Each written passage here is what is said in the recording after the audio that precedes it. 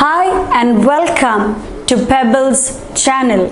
So we were talking about rocks and minerals, and we see that rocks are vastly spread over the earth's surface and minerals can be found in these rocks, and from metals it can be extracted.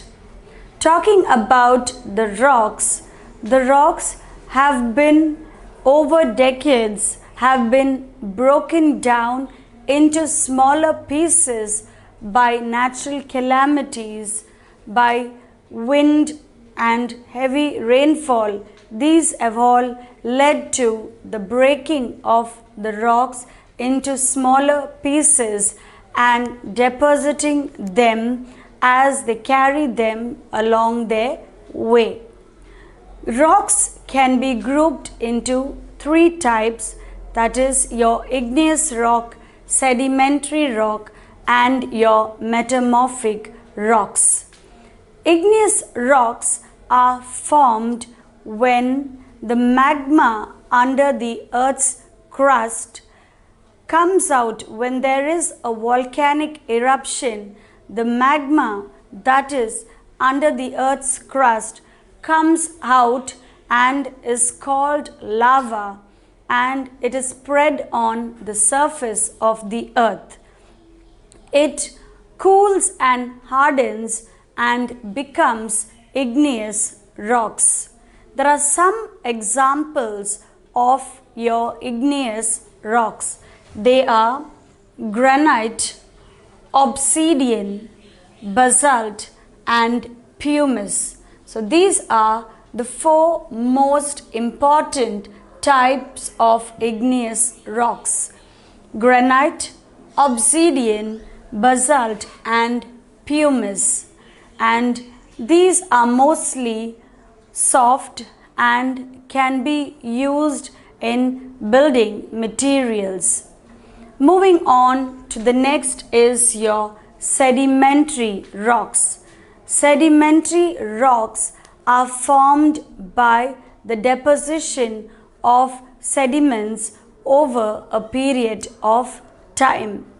And we see that when water flows on a mountain, over a mountain, as it flows, it breaks down the rocks into small pieces and carries it along and deposits it in certain places. These sediments over a period of time gets cemented together and forms the sedimentary rocks. We see that the sedimentary rocks appear in layers, with the oldest rock lying at the bottom. Examples of your sedimentary rocks are your sandstone, conglomerate, shale and limestone. So these are some of the examples of your sedimentary rocks: sandstone, conglomerate, shale and your limestone. Moving on to the next is your metamorphic rocks. Meta is derived from a Greek word with meta, which means change, and morphic is form. So these metamorphic rocks are nothing but igneous and sedimentary rocks that have been converted into metamorphic rocks due to excess heat and pressure. Examples of your metamorphic rocks are your marble, slate, igneous and your quartzite. These metamorphic rocks are used for in building purposes, and they are not quite common. The next, moving on to the rock cycle, we see that the igneous rock is formed from the magma that gets cooled and hardens, forms igneous rock. The sedimentary rocks are formed because of the deposition of sediments.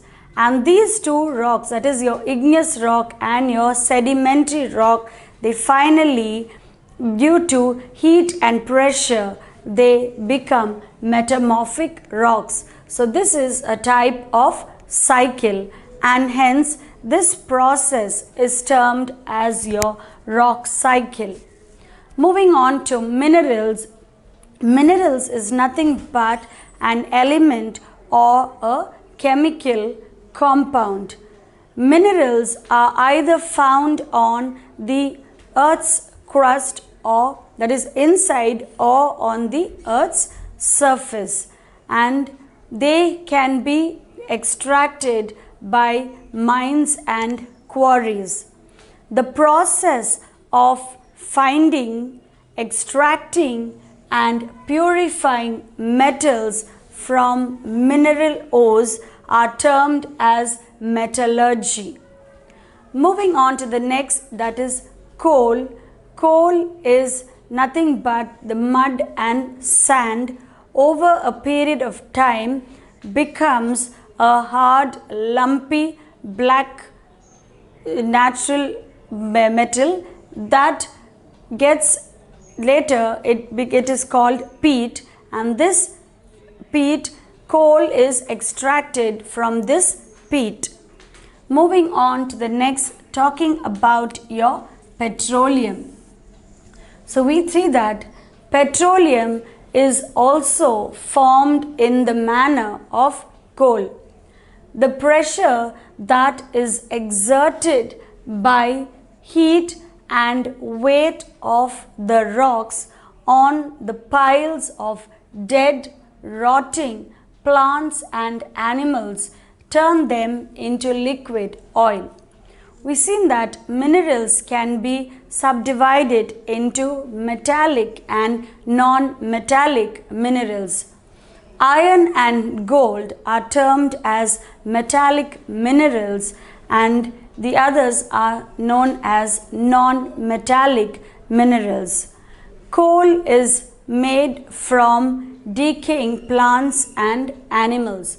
In the same way, we see that petroleum is also formed in the manner the coal is formed. The pressure that is exerted by heat and weight of the rocks on the piles of dead, rotting plants and animals turn them into liquid oil. So petroleum is also derived from dead and rotting plants and animals.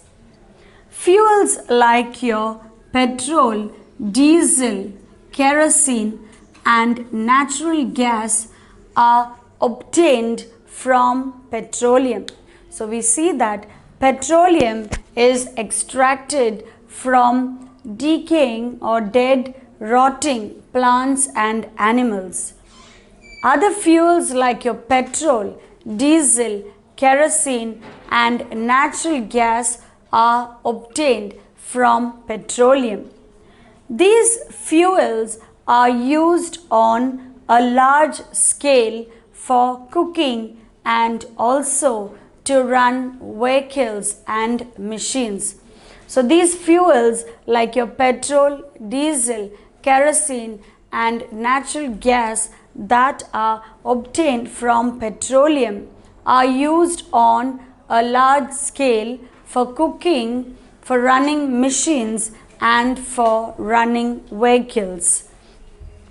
A variety of plastics are also made from petroleum.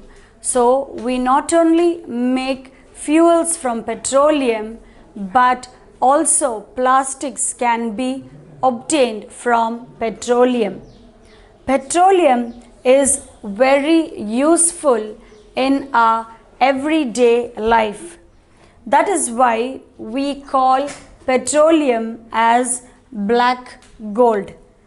Because of petroleum, we are able to cook, run vehicles and machines.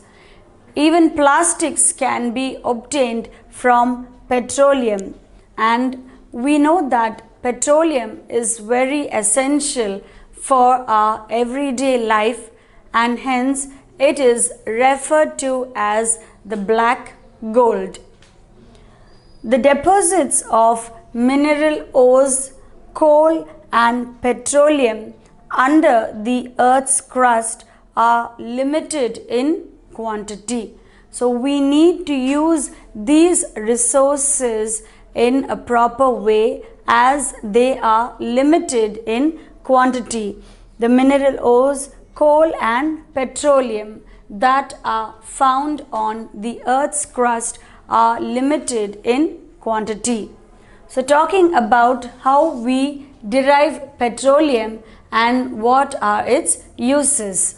So petroleum is also formed in the same way as coal. The pressure that is exerted by heat and the weight of the rocks on the piles of dead, rotting plants and animals turn them into liquid oil. This liquid oil is called petroleum. Fuels like your petrol, diesel, kerosene and natural gas can be obtained from petroleum, and these fuels are used on a large scale for cooking, to run vehicles and machines. A variety of plastics can also be obtained from petroleum. We see that petroleum is very useful in our everyday life. That is why it is called the black gold. And finally, the deposits like your mineral ores, coal and petroleum under the earth's crust is limited in quantity. So we have to take care while making use of these natural resources that have been bestowed on us.